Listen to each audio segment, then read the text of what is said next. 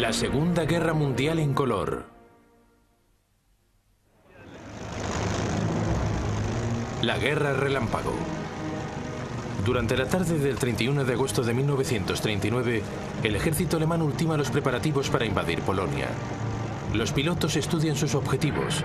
Los tanques se desplazan hacia sus posiciones de asalto. Al día siguiente, en las primeras horas del 1 de septiembre, soldados alemanes vestidos con uniformes polacos asaltan una estación de radio situada en el lado alemán de la frontera, causando unas cuantas víctimas. Es la agresión que poco después servirá de pretexto a Hitler para justificar su ataque.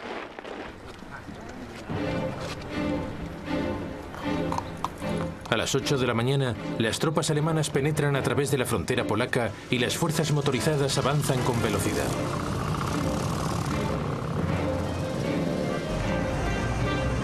Dos días después, el 3 de septiembre, Gran Bretaña y Francia declaran la guerra a Alemania en cumplimiento de su promesa de apoyar a Polonia. Pero para entonces, los polacos ya están en serios apuros. A pesar de ser superados en número, se enfrentan a una nueva modalidad de guerra para la cual no están debidamente preparados: la Blitzkrieg o Guerra Relámpago. Las tareas de los polacos se ven aún más dificultadas por la ocupación de Checoslovaquia por los alemanes. El oeste del país, incluyendo la capital, Varsovia, está rodeado por tres lados por territorios bajo control alemán. Esta ventaja geográfica es esencial para el gran plan de Alemania.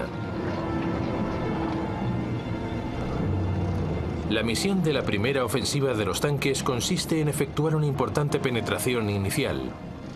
Pero la victoria definitiva dependerá de movimientos de tenazas hacia el interior destinados a rodear y aplastar al enemigo. Dichos ataques procederán del Grupo de Ejércitos Norte, comandado por el general Fedor von Bock, que lanzará sendas ofensivas desde el nordeste de Alemania y el este de Prusia. El Grupo de Ejércitos Sur, dirigido por el general Gerd von Rundstedt, lanzará otras dos desde Silesia y Eslovaquia. El objetivo de los movimientos de tenazas es confluir en las proximidades de Varsovia y Brest-Litovsk.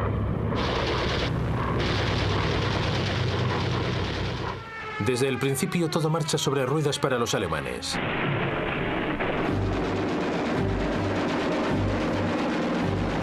La aviación polaca es prácticamente eliminada en los dos primeros días.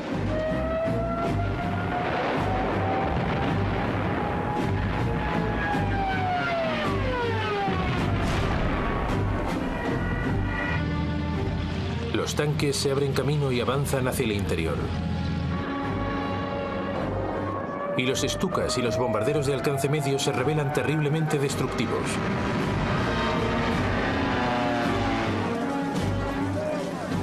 Los polacos son fraccionados y acorralados en reductos donde la mayoría serán hechos prisioneros.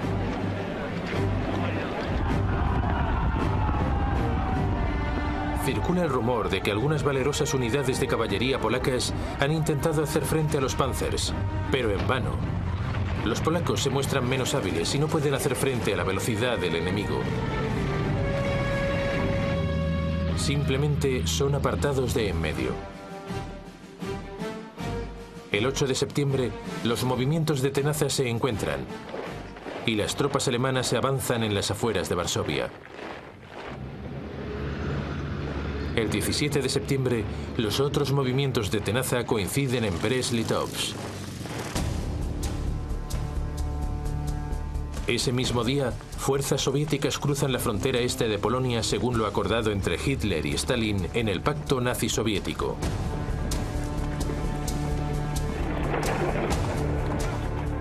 El ejército polaco se bate en retirada. El gobierno abandona el país. Pero Varsovia sigue luchando.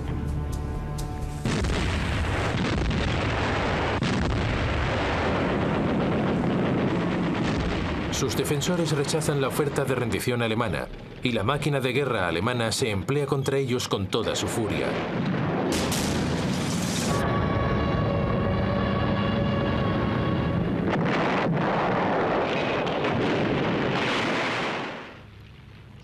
Observándolo todo está Adolf Hitler, que ha seguido de cerca a su ejército conquistador. El 27 de septiembre, Varsovia se rinde. Al día siguiente, los dos vencedores, Alemania y Rusia, se reparten Polonia de acuerdo con el pacto nazi-soviético. La Unión Soviética se anexiona poco más de la mitad este del país. Alemania se queda con el resto. Ambos regímenes comienzan a hostigar a cualquiera que pueda representar un peligro en el futuro. Muchas personas son asesinadas. Y por primera vez, los alemanes revelan cómo se las gastarán con los pueblos del este de Europa que consideran inferiores. Envían a sus Einsatzgruppen, las unidades especiales de las SS, para dar caza a los judíos.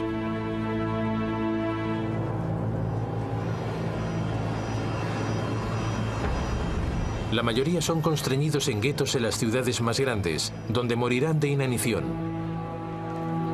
Otros son ejecutados en el acto.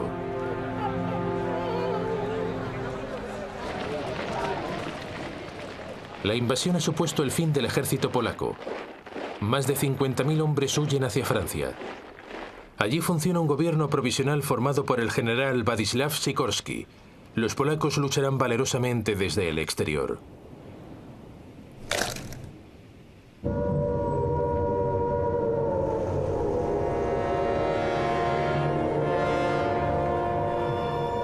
En Gran Bretaña, las sirenas antiaéreas suenan pocos minutos después de que el primer ministro Neville Chamberlain anuncie que las hostilidades se han iniciado.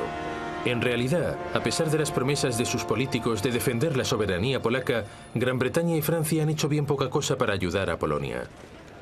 Tal como Hitler calculaba, no saben cómo proceder una vez declarada una guerra real. Ambos países han comenzado a movilizarse. Se habilitan protecciones contra ataques aéreos a marchas forzadas. En las principales ciudades se instalan cañones antiaéreos y se construyen refugios. Enseguida los niños son evacuados. Todos deben llevar máscaras antigas y la ciudad es oscurecida para dificultar su visibilidad. El ejército británico comienza a desplegar los 100.000 efectivos de su poderosa fuerza expedicionaria hacia el norte de Francia. Las tropas francesas han sobrepasado ligeramente la frontera alemana, pero rehúsan avanzar más allá del área cubierta por su artillería. La iniciativa está aún en manos de Hitler, y él por lo menos sabe qué va a hacer a continuación.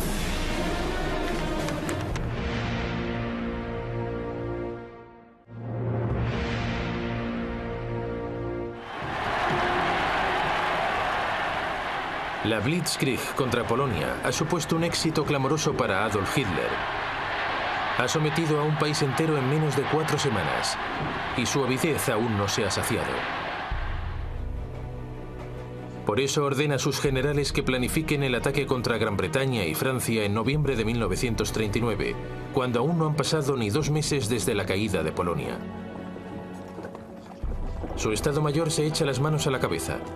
El grueso del ejército alemán se encuentra aún en el este, fuera del país, y ahora debe desplazarse hacia el oeste. Y eso después de haber padecido importantes bajas durante la campaña de Polonia.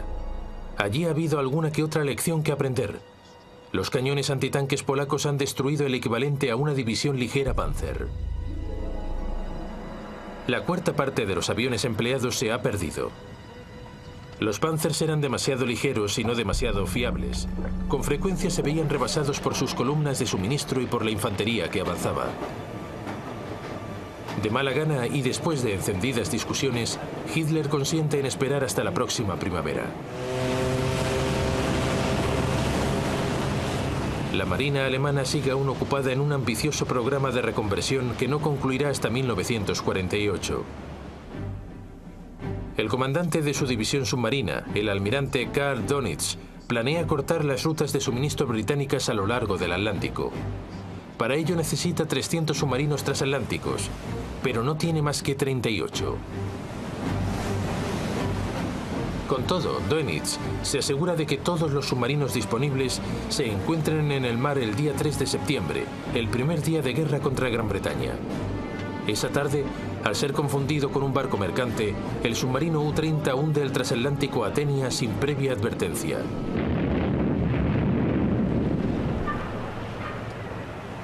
La agresión se cobra 112 vidas, incluyendo 26 civiles americanos. La Marina británica supera de largo a su homóloga alemana. Posee 12 acorazados, Alemania ninguno. Posee además 5 portaaviones, Alemania igualmente ninguno. Así, después del incidente de la Athenia, Gran Bretaña declara el bloqueo total de los puertos alemanes. Sin embargo, pese a su superioridad numérica, la Royal Navy cuenta con muy pocos barcos de escolta. Muchos mercantes deben zarpar solos, y a finales de 1939, más de 100 ya han resultado hundidos. Enseguida se hace evidente que los británicos han subestimado lamentablemente la amenaza submarina. El 17 de septiembre, el U-29 hunde el portaaviones británico Courageous.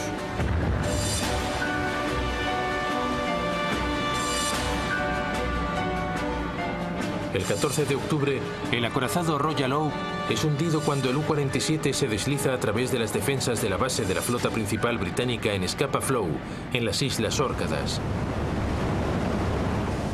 Entretanto, también la pequeña flota de superficie alemana es movilizada contra las rutas marítimas enemigas.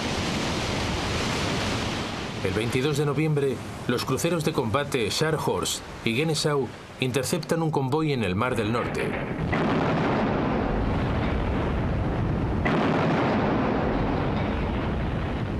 Hunden también su buque escolta, el crucero mercante armado Rawalpindi. Pero es el acorazado de bolsillo Graf Spee el que causa mayores problemas.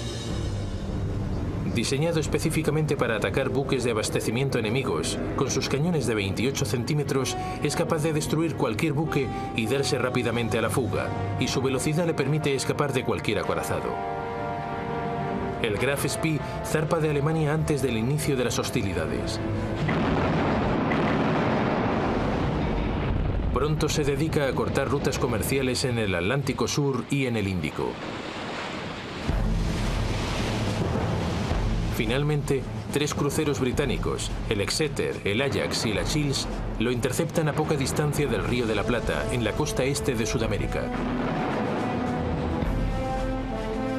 Las naves británicas dañan el acorazado de bolsillo tan seriamente que ha de refugiarse en el puerto neutral uruguayo de Montevideo. Allí los alemanes creen en el falso rumor de que han llegado a la zona unas fuerzas británicas mucho más potentes. Cuando el Graf Spee es conminado a abandonar el puerto, su capitán decide hundirlo antes de que lo aniquile el enemigo.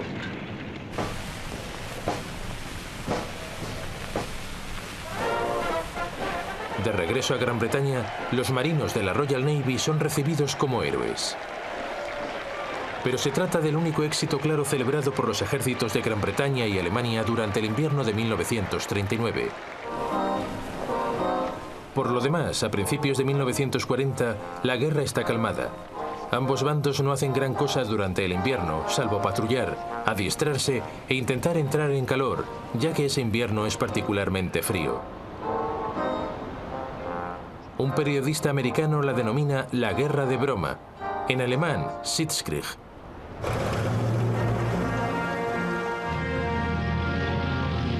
En primavera, la fuerza expedicionaria británica toma posiciones a la izquierda del frente en la frontera belga.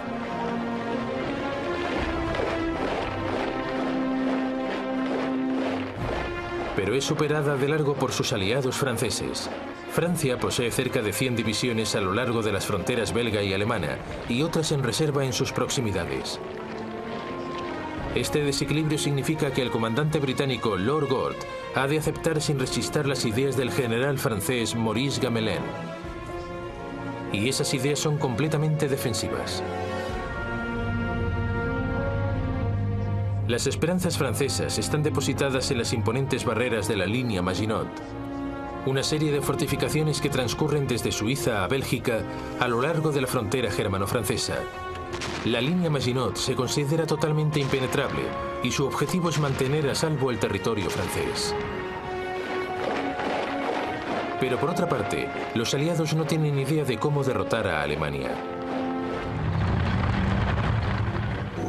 El 30 de noviembre de 1939 se abre un nuevo escenario bélico. La Unión Soviética invade su pequeño país vecino, Finlandia. Finlandia no consiguió independizarse de los rusos hasta 1918 y los detesta. El dictador soviético Joseph Stalin está convencido de que algún día los fineses permitirán a los alemanes atacar Leningrado y el fundamental puerto ártico de Murmansk. El ejército rojo supera al de sus adversarios en número de más de 10-1. La invasión promete ser un paseo. Pero su cúpula militar ha sido aplastada por las contundentes purgas de Stalin. Los fineses están dirigidos por el general Gustav Mannerheim. Se defiende utilizando táctica relámpago sobre la espesa nieve, a menudo sobre esquís. Las tropas soviéticas, confusas y mal dirigidas, padecen numerosas bajas. La brava resistencia de Finlandia estimula la imaginación de franceses y alemanes. Pronto planean el envío de ayuda vía Noruega y Suecia. El hecho de que eso puede involucrar a dos países neutrales en la guerra es ignorado.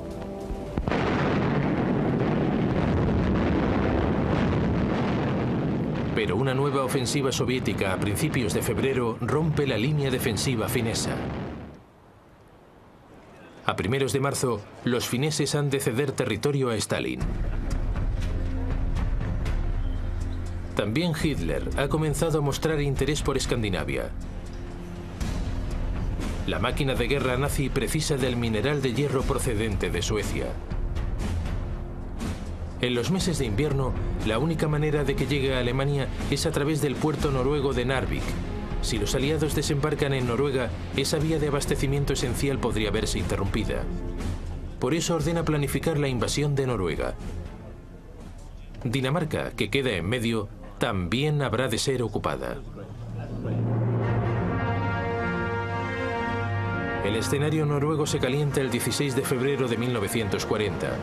El destructor británico Cossack aborda el barco de abastecimiento alemán Altmark en un fiordo noruego a fin de liberar prisioneros. Más adelante, el 9 de abril, las tropas alemanas comienzan a desembarcar en 5 puertos: Oslo, Kristiansand, Bergen, Trondheim y Narvik. De manera simultánea, efectivos de la recién creada división paracaidista alemana ocupan los aeródromos de Stavanger y Oslo. Cogidos por sorpresa, los defensores noruegos se ven rápidamente aplastados. También los daneses. Las fuerzas alemanas ocupan ambos países en 24 horas. En Noruega, los alemanes se desplazan velozmente para conectar sus cabezas de playa y ocupar las principales ciudades. En el aire, el dominio de la Luftwaffe es incontestable. Los aliados responden. Una fuerza de desembarco es enviada a la zona con la intención de recuperar Narvik. Las tropas de Francia y Noruega consiguen su objetivo el 28 de mayo. Pero una poderosa fuerza alemana se aproxima.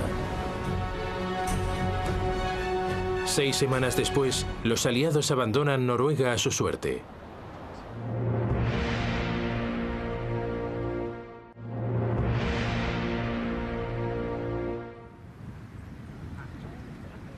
Hitler ha pasado la mayor parte del invierno y la primavera en el Berghof, su refugio rural en el sur de Baviera. Para él, lo acaecido en Escandinavia ha sido algo secundario. Se ha dedicado a preparar su próxima gran Blitzkrieg contra Gran Bretaña y Francia. El primer plan que le sugieren sus generales le resulta familiar. Los alemanes penetrarían en Bélgica para girar desde allí hacia París. Es una repetición del Plan Schlieffen, utilizado por los alemanes al inicio de la Primera Guerra Mundial. Los aliados cuentan con ello, y su principal discusión estratégica consiste en cómo prepararse para neutralizarlo. Cuando los alemanes ataquen, los aliados planean que sus fuerzas situadas al oeste de la línea Maginot penetren en Bélgica para frenar al enemigo en la línea más corta y defendible formada por los ríos Dil y Mosa. El 10 de enero de 1940, un avión de enlace alemán pierde su rumbo y se estrella en Bélgica. En su interior se encuentra una copia del plan alemán. Eso convence a los aliados de que su plan Dil ha de funcionar y despliegan sus efectivos en consecuencia. Por desgracia, el mismo incidente induce a los alemanes a cambiar por completo de planes. El estratega principal, el general Erich von Manstein, siempre ha considerado el plan original poco imaginativo. Le preocupa que las tropas alemanas pudieran quedar empantanadas como en la Primera Guerra Mundial y que su país acabara derrotado tras una lucha interminable. Por eso propone a Hitler que la ofensiva principal se desarrolle en la zona en que termina la línea Maginot, donde los aliados verían más vulnerables cuando sus ejércitos situados en el oeste avanzaran. La práctica totalidad de los tanques alemanes se reuniría frente a las Ardenas, al sudeste de Bélgica. Los aliados consideran esta zona abrupta y boscosa poco menos que infranqueable para los tanques, por cuyo motivo no se han preocupado en exceso de defenderla. El plan consiste en reubicarse detrás de los ejércitos aliados que se habrán adentrado en Bélgica. Así podrán cortarles el paso y todas las fuerzas situadas en la línea Maginot serán sobrepasadas. Es una estrategia arriesgada. Las unidades blindadas alemanas pueden quedarse atascadas en el bosque, pero a Hitler le gusta. Así pues, las fuerzas alemanas reorganizan sus posiciones sin el conocimiento de los aliados. Mientras tanto, los aliados se preparan para su prolongada guerra defensiva. Además de la formidable barrera de la línea Maginot, poseen una ligera ventaja en cuanto a efectivos, alrededor de 110 divisiones frente a las 95 alemanas. Y también en cuanto a vehículos blindados, unos 3.000 contra los 2.700 del ejército alemán. Los franceses poseen también los mejores tanques. Sus Char B de 32 toneladas disponen de dos cañones de 75 y 47 milímetros. Su desventaja es que el cañón principal está montado en el casco, con lo que se hace difícil apuntar. El segundo cañón se encuentra en una torreta monoplaza en la cual el tripulante ha de controlar el tanque y a la vez dirigir el cañón. En contraposición, el último modelo alemán, el Panzer Mark IV de 17 toneladas, dispone de un cañón de 75 milímetros en una espaciosa torreta para 3 personas, de manera que sus tripulantes pueden trabajar en equipo, pero solo hay un centenar de vehículos disponibles. Los demás tanques principales franceses poseen también cañones comparables a los de los alemanes, pero su torreta es igualmente monoplaza.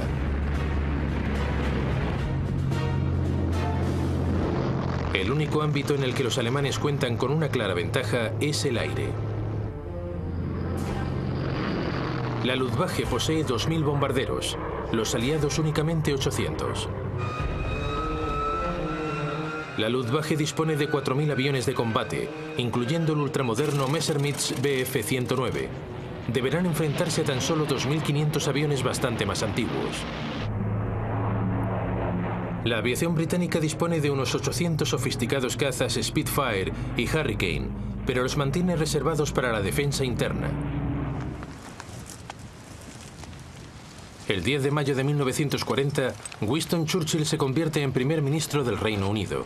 No podía haber elegido un día peor, pues es la fecha en que Hitler decide lanzar su Blitzkrieg contra Francia y Gran Bretaña. Al amanecer, una división aerotransportada alemana cae en paracaídas sobre Holanda para ocupar puentes y campos de aviación. Simultáneamente, la sólida fortaleza belga de Eban-Emael es asaltada. Zapadores paracaidistas se lanzan sobre sus cúpulas desde los planeadores alemanes. Rápidamente, inhabilitan los cañones. Mientras tanto, la Luftwaffe ataca bases aéreas en Holanda y Bélgica. A continuación, las barreras fronterizas son apartadas. Y el grupo de ejércitos B de Hitler, comandado por el general Fedor von Bock, se adentra en Holanda y Bélgica. Conforme a lo planeado, los ejércitos británicos y francés situados a lo largo de la frontera belga avanzan hacia su nueva línea defensiva a lo largo de los ríos Dyle y Mosa. Pero ninguno de los comandantes aliados parece haber advertido que el grupo de ejércitos A de los alemanes, que posee la mayoría de los Panzers, después de haber apartado a las tropas fronterizas belgas, han comenzado a penetrar en las colinas y bosques de las Ardenas.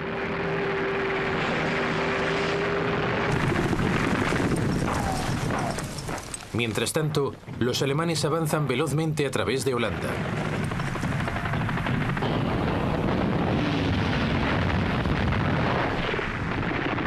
El obsoleto ejército holandés no puede hacer frente a la ultramoderna máquina de guerra alemana y padece los continuos ataques aéreos de la Luftwaffe, que surca los cielos sin oposición. El 14 de mayo, los alemanes exigen la entrega del puerto de Rotterdam. Una nutrida fuerza de bombarderos alemanes despega mientras los holandeses aún titubean. Cuando ya están volando, los holandeses acuerdan entregar la ciudad, pero al parecer ningún aviso de retirada llega a los bombarderos.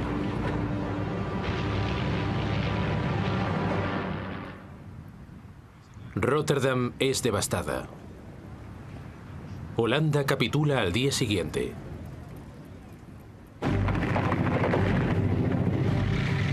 Llega más tarde una noticia que cae como un jarro de agua fría. La posibilidad que británicos y franceses habían juzgado imposible se ha cumplido.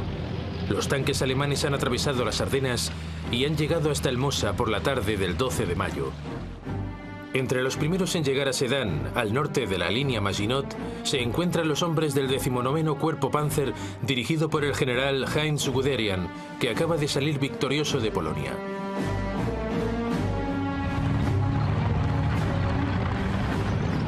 Guderian demuestra ahora cómo se debe hacer una Blitzkrieg. Se desentiende de las tropas situadas en la línea Maginot y no espera a que lo alcance su propia infantería. Avanza directamente. Al día siguiente, las tropas de asalto cruzan el río Mosa.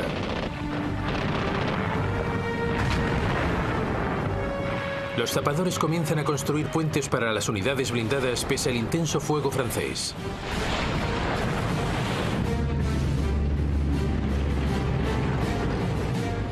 El día 14, los Panzers comienzan a cruzarlos. Esa tarde, la cabeza de puente de Guderian se encuentra a casi 13 kilómetros y se han realizado nuevos cruces en Montherm y Dinant. Las tropas francesas, inmovilizadas en la línea Maginot, se ven impotentes para intervenir. Los bombarderos aliados lanzan ataques desesperados para destruir los puentes alemanes.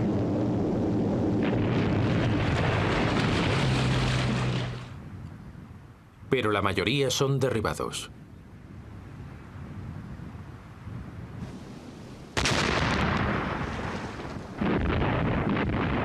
Todo el rato, las artillerías alemanas bombardeaban las defensas francesas mientras los Stukas se lanzaban en picado.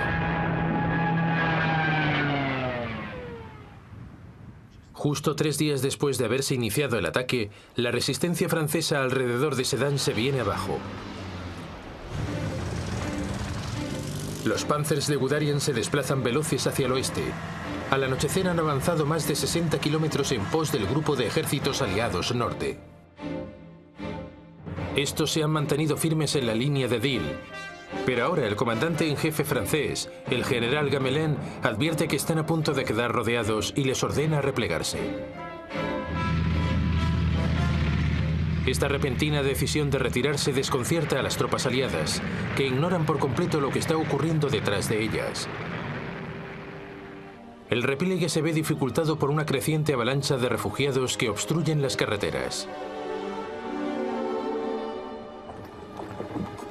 Ese mismo día, el primer ministro francés, Paul Reynaud, telefonea a Churchill.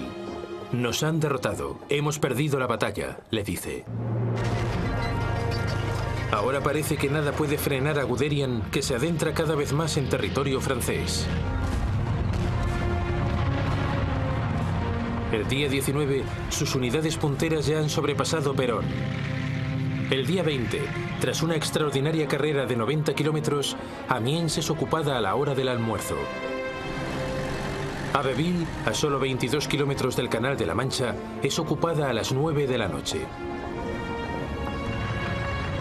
Y a medianoche, un batallón de la segunda división Panzer llega a la costa de Noyelles. Los alemanes han dividido en dos el frente aliado.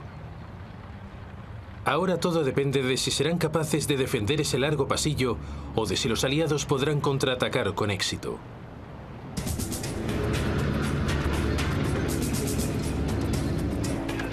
Así las cosas, los británicos están dispuestos a romper las líneas alemanas. El 21 de mayo, dos batallones acorazados se preparan para lanzar un ataque en el sur de Arras. Los tanques británicos son menos apropiados para el combate en rápida evolución que los franceses. Su máquina más eficaz, el Matilda II, ha sido diseñada para ofrecer soporte a la infantería. Aunque está bien acorazado, es lento y sus cañones son menos potentes.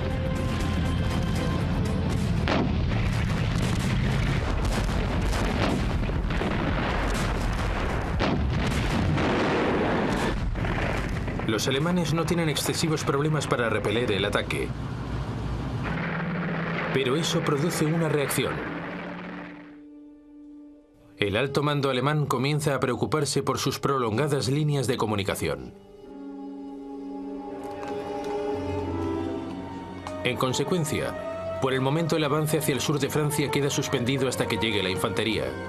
La prioridad es girar hacia el norte y eliminar a la fuerza expedicionaria británica y al primer ejército francés que combate a su lado.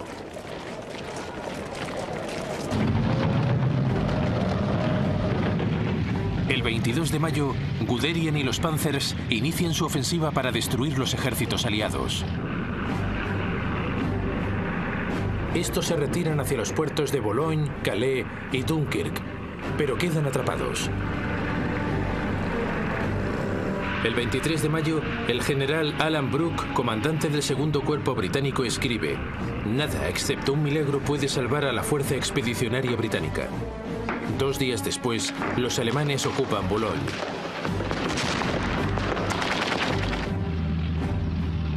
Empieza a parecer que incluso un milagro llegaría aunque demasiado tarde.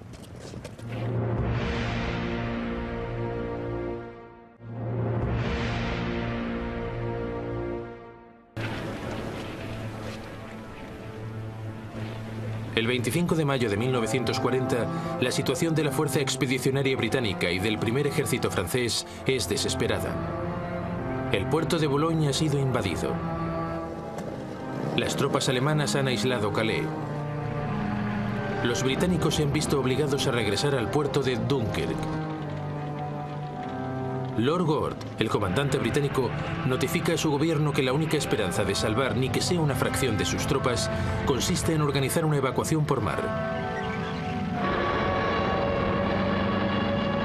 Pero cuando los bombarderos en picado comienzan a silbar y los Panzers se preparan para el asalto final, la evacuación se antoja una esperanza vana.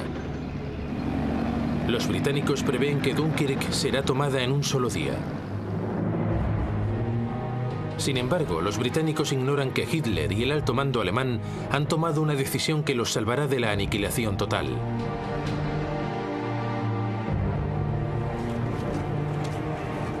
Los alemanes son plenamente conscientes de que los tripulantes de sus Panzers están exhaustos y de que sus máquinas necesitan reparaciones urgentes. Los ataques lanzados por De Gaulle y los británicos han fracasado, pero han puesto en evidencia hasta qué punto son vulnerables las líneas de comunicación alemanas. Esta es la gran debilidad de la Blitzkrieg. Por consiguiente, el alto mando toma una decisión fatídica. Ordena frenar el avance de los Panzers para evitarles daños mayores y esperar la llegada de la infantería. Solo entonces serán eliminados los aliados atrapados en Dunkirk. Así pues, la Blitzkrieg se detiene y los Panzers paran motores.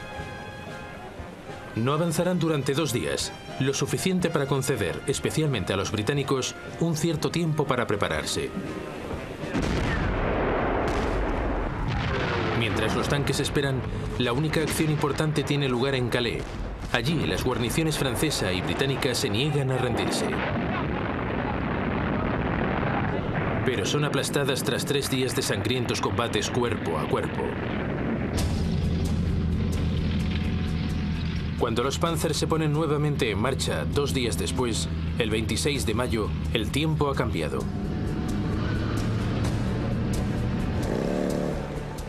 Los alemanes quedan atascados a causa de la intensa lluvia, concediendo así un tiempo suplementario a los aliados.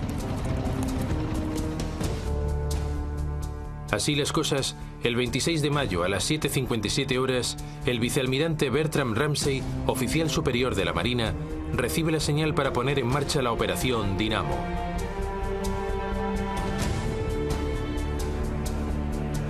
La operación Dinamo es un plan destinado a retirar a la fuerza expedicionaria británica por mar. Lo ha preparado sin demasiadas esperanzas de poderlo poner en práctica. Al día siguiente, una improvisada flota de destructores, remolcadores y transportadores cruza el Canal de la Mancha. Pero al final del día, menos de 8.000 de los más de 300.000 hombres acorralados en Dunkirk han sido rescatados. El puerto sufre un ataque aéreo tan violento que no puede ser utilizado. Y los barcos no pueden acercarse lo suficiente a las playas. Ramsay efectúa un llamamiento a todas las embarcaciones de poco calado de más de 30 pies de eslora. Cientos de lanchas, pesqueros y barcazas zarpan de los puertos de todo el sur de Inglaterra y son enviados a través del Canal de la Mancha, muchos de ellos tripulados por sus propietarios civiles. A la semana siguiente, las pequeñas embarcaciones operan junto a las playas de Dunkirk, transportando tropas a barcos más grandes, con la esperanza de ponerlas a salvo. En todo momento se ven expuestas a ataques aéreos. La aviación británica incorpora todos sus aviones de caza a la batalla para ahuyentar a la Luftwaffe.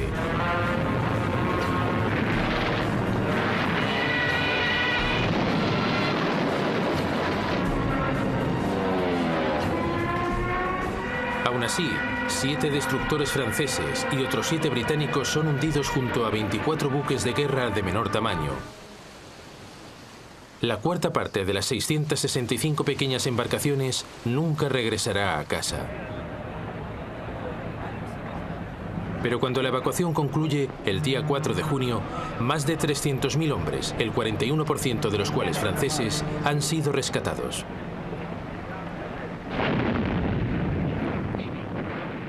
Nada de eso habría sido posible sin el heroísmo del ejército francés, que ha desempeñado un papel decisivo ralentizando el avance alemán.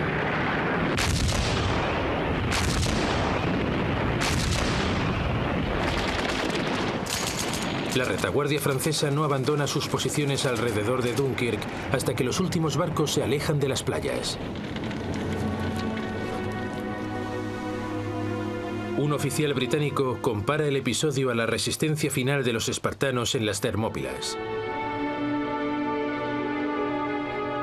Con todo, el ejército británico ha perdido la mayoría de sus armas pesadas.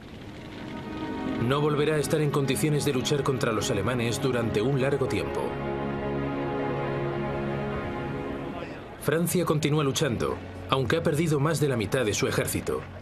Los alemanes, en cambio, disponen de 92 divisiones, incluyendo montones de unidades blindadas. El 5 de junio por la mañana, un breve bombardeo inicia la destrucción final de Francia.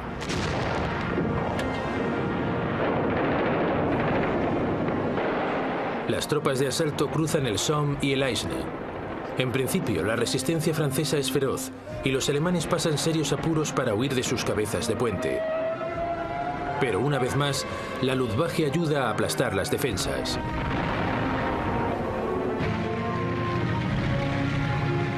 Pronto los Panzers se abren camino hacia el sur y el goteo de las tropas francesas que se rinden se convierte en una riada. El día 8, los panzers alemanes llegan al río Sena y la infantería se encuentra a unas pocas horas de distancia. Una vez cruzado el río, los alemanes se abren en abanico hacia el interior del país. El día 14, el ejército alemán desfila en París.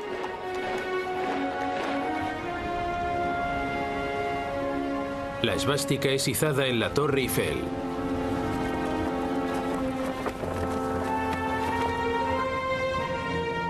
Hitler ha conseguido la presa que se le escapó al Kaiser en 1914.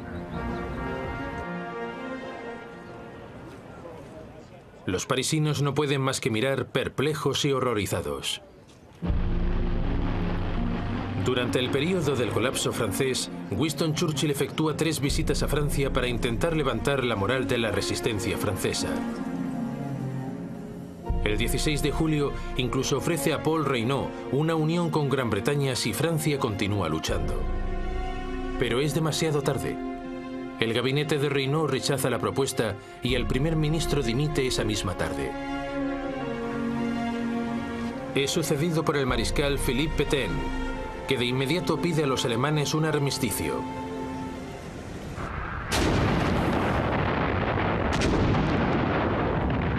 Solo entonces los alemanes inician por fin el ataque a la línea Maginot, que ha quedado aislada. Después de un intenso bombardeo de la artillería, los defensores franceses ofrecen únicamente una resistencia simbólica antes de que las tropas alemanas ocupen los fuertes.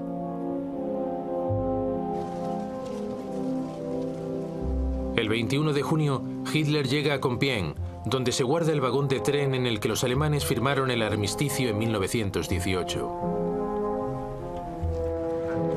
Cuando una delegación francesa entra en el vagón, Hitler les expone sus condiciones y se va. Los franceses insisten en consultar a su gobierno, pero al día siguiente les es comunicado que de no firmar de inmediato, los Panzers volverán a rodar. Así pues, firman y la humillación de Francia es completa.